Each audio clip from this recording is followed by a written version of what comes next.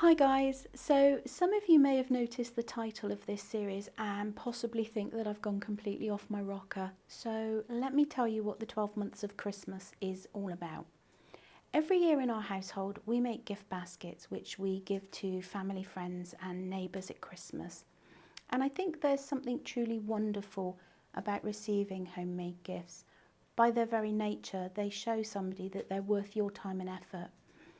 So I'm going to share with you some of my makes and recipes, which by the end of the year will assemble into some of the most wonderful gift baskets, and also some goodies for you and your family too. We are going to be exploring many different crafts over the coming months, from mead making to beading, and of course some needle felting. You could choose to have a go at some of the items, or you can have a go at them all. It's entirely up to you. Some of the makes will require extra equipment, and everything will be listed out on the website. But this is a great way to get a jump on things, and it takes a lot of the stress out of what is a very busy time of year. Recipe sheets and downloads can be found on the Mums Makery website. That's mumsmakery.co.uk. And please do just take a moment to like this video and subscribe to the channel, as we will be bringing you a new episode each month. So sit back and let's take a delicious and crafty journey together over the next 12 months.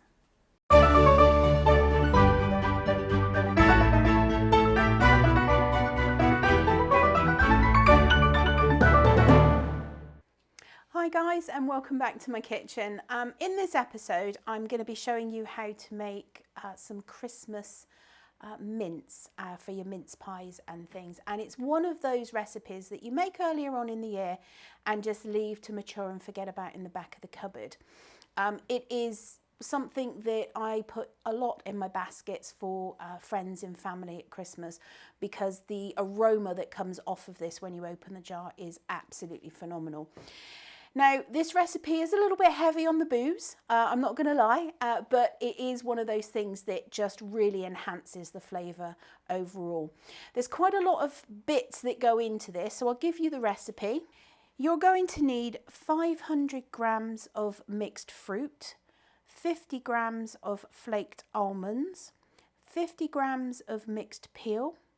You're going to need 2 chopped Bramley apples, the juice and zest of 1 lemon, 100 grams of demerara sugar, 50 grams of light brown sugar, 200 grams of shredded suet, 1 teaspoon of mixed spice and 1 teaspoon of cinnamon.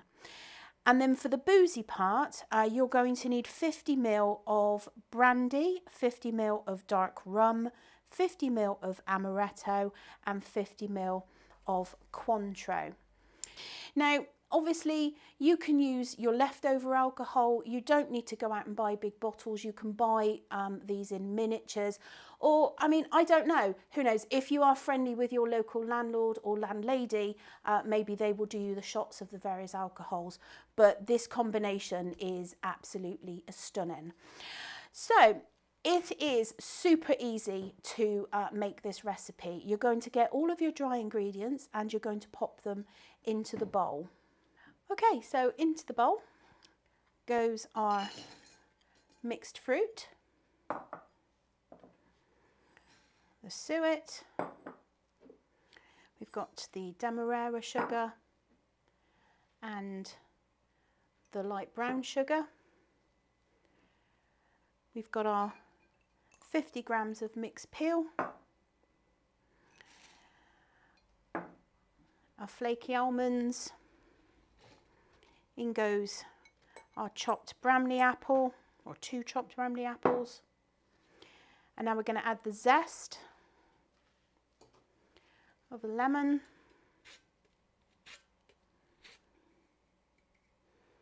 so there's our lemon. And then the juice. There we go. So what we're going to do now is just mix everything up, and I'm going to use my big wooden spoon and just really slowly but just get everything incorporated. So there's a good mix of everything right throughout. Once everything's had its initial mix, I sprinkle over my cinnamon, my mixed spice, and give it another mix. And oh, it smells so good. Get everything in, really nicely incorporated.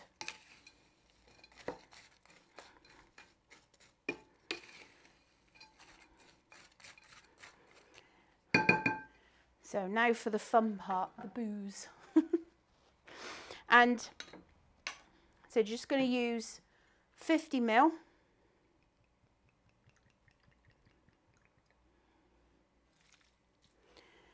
That's that one. And this is obviously a recipe that you can tinker with. You know, you might like yours to have a little more of one of the alcohols than the other, but this is a really, really good base jumping off recipe.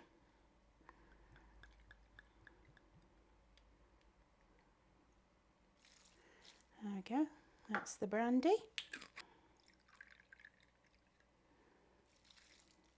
There, so that's all the alcohol in. And we're going to give it another stir.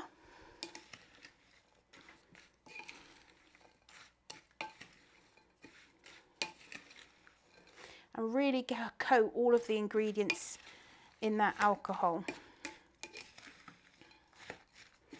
Oh, it smells wonderful. So what you're going to do now, once everything is incorporated,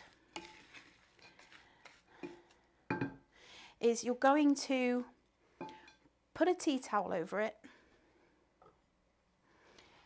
and leave it for 24 hours. Just, you know, in the corner of the kitchen, somewhere nice and safe.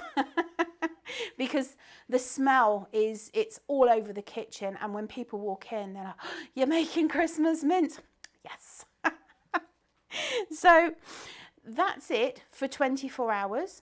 You're going to pop it to one side, leave it until tomorrow, and then we're going to come back and we're going to sort of jar it up. Now, I have a little extra video or a separate video that I've made on how I sterilize my jam jars, but obviously you do it your way. So what I've done is I've just filmed the sterilization process once, and I'll just sort of enter it into the little video here so that you guys can see how I sterilize my jars, and then we'll come back tomorrow and we will jar this up. So with many of the sort of jams, chutneys and things like that, you're going to need to sterilize your jars. Now, there are lots of different ways to sterilize. This is how I do it, and it has seen me good for the X number of years that I've been doing jams and chutneys. Obviously, if you've got a way that you do it, stick to what you know. But what I'm going to do is I'm going to film this as sort of its own individual thing, and then simply insert it into the various other episodes which require sterilisation of jars and bottles and things. So what I start by doing is boiling my kettle, and obviously this is for jams and chutneys. And what I'm going to do is I'm going to sterilise the lids in a glass bowl in boiling water. Now, these lids do have a tendency to float.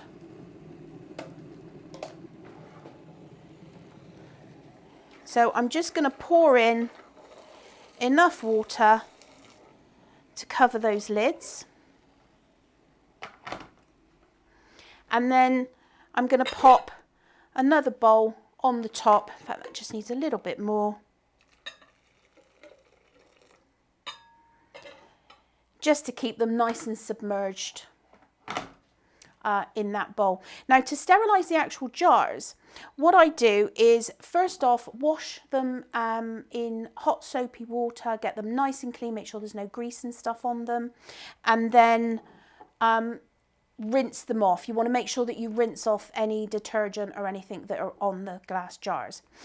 Next, what I'm going to do is, once you've rinsed them off, just leave a little bit of water in the bottom, and it is only a tiny little bit of water. And the way that I sterilise my jars is using a microwave. So I'm going to put my jars in the microwave, and